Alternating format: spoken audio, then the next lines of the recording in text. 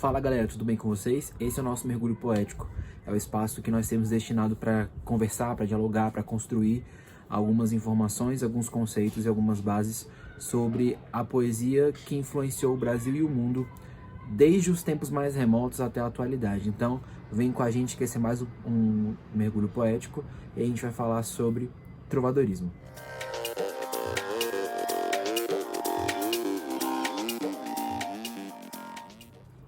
Quando a gente desenvolve a poesia do trovadorismo, quando a gente fala sobre essa poesia principalmente, a gente precisa entender e compreender que o trovadorismo não teve um autor importante assim.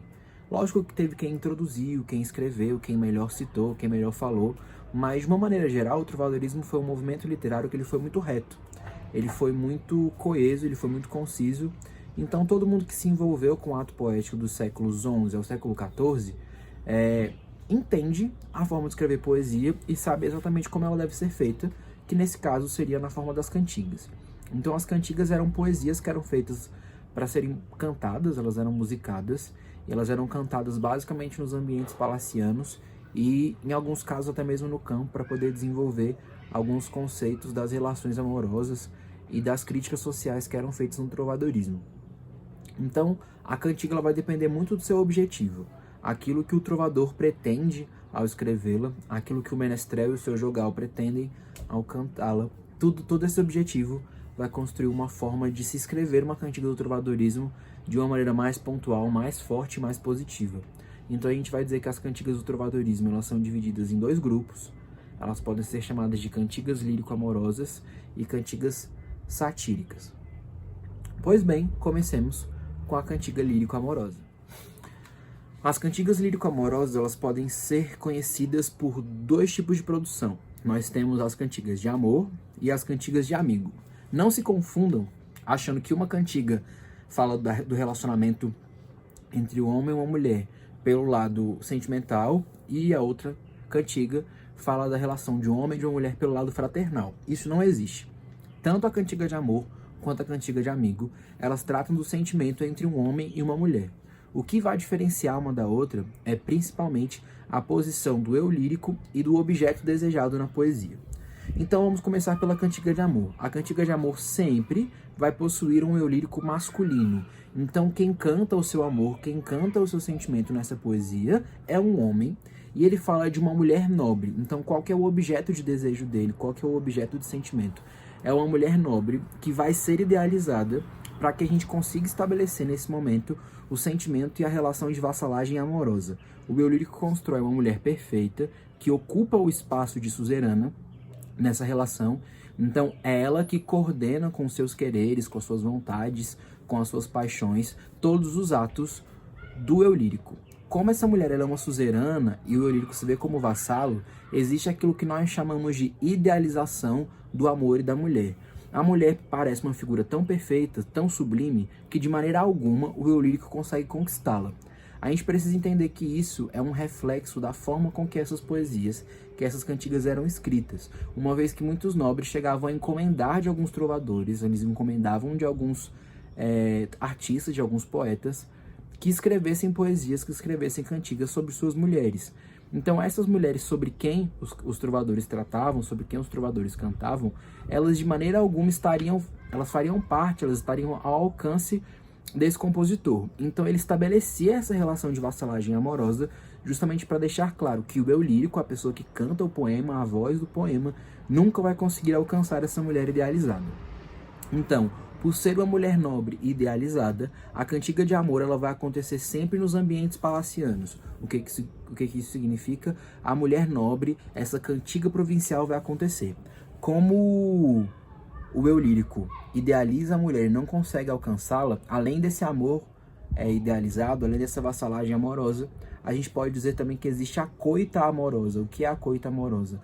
A coita amorosa é esse sofrimento, é esse sentimento de angústia e melancolia que o eu lírico sofre durante a poesia por saber que não conseguirá alcançar o objeto amado, que é essa mulher.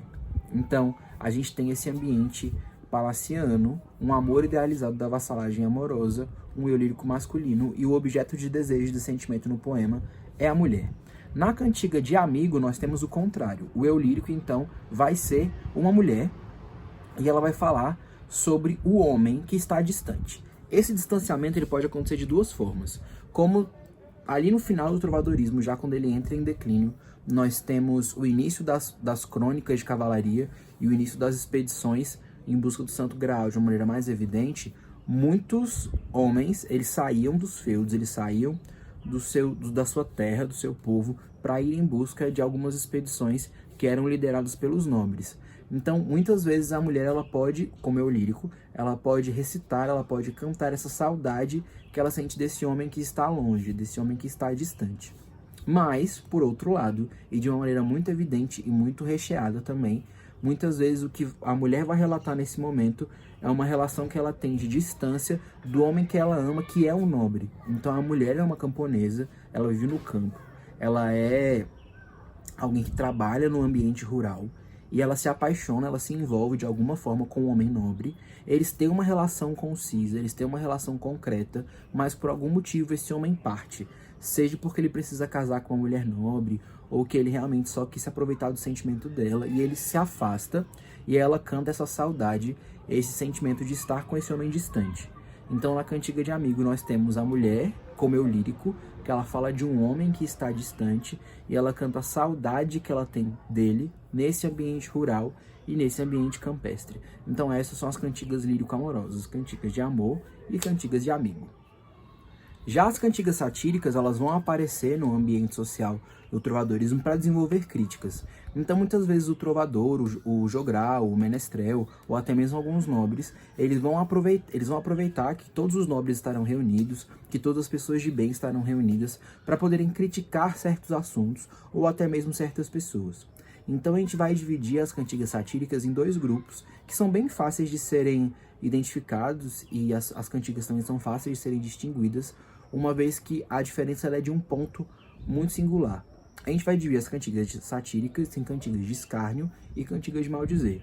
As cantigas de escárnio, elas desenvolvem uma crítica que ela é feita de forma indireta. O que isso significa? O menestrel, quando ele canta a cantiga, e o jogral, quando acompanha, eles não citam o nome de ninguém durante a produção. Então fica claro que um comportamento social ele é denunciado, um comportamento social ele é colocado em voga, em xeque naquele momento, e leva todos os nobres e todas as pessoas que presenciam essa cantiga a refletirem sobre o que está sendo falado, sobre algumas atitudes, sobre alguns posicionamentos. Lógico que pode acontecer desse posicionamento ser de uma pessoa só, ou de ser de um grupo social. Isso é muito relativo da cantiga, mas de maneira bem concreta, aquilo que o trovador constrói nesse momento na cantiga de escárnio é uma crítica a um comportamento que não vai ser atribuído a uma pessoa só. Como ela é uma crítica geral, a cantiga de escárnio ela vai ser cantada para todo mundo. Ela vai ser cantada nos pátios, nos grandes palácios, em grandes rodas de discussão e tudo mais. As cantigas de maldizer, que elas dizem respeito a uma crítica direta a um indivíduo, ela não pode ser cantada em qualquer lugar. Então a cantiga de maldizer, ela cita o nome da pessoa. Então não vai ser uma crítica a um fato social, uma crítica a uma construção social ou a uma postura que pode ser repetida por qualquer nobre ou por qualquer cavaleiro ou por qualquer pessoa, de maneira nenhuma. A cantiga de maldizer ela é uma crítica direta. Ela vai exatamente na pessoa que tomou aquela atitude, que tomou aquele posicionamento, e na visão do trovador ou de quem quer que tenha encomendado a poesia, ela acha que deve mudar, deve ser diferente. Só que para não manchar o nome da pessoa, para não manchar essa figura, porque essa postura ela pode ser de qualquer ordem social, ela pode ser de ordem política, ela pode ser de ordem econômica, para que a gente não tenha então uma discussão além do necessário sobre isso, as cantigas de maldizer elas vão ser cantadas num ambiente predominantemente masculino. Então as mulheres e as crianças são retiradas do momento da poesia e a gente desenvolve a crítica de maldizer para poder falar um pouco mais dessas atitudes individuais, beleza?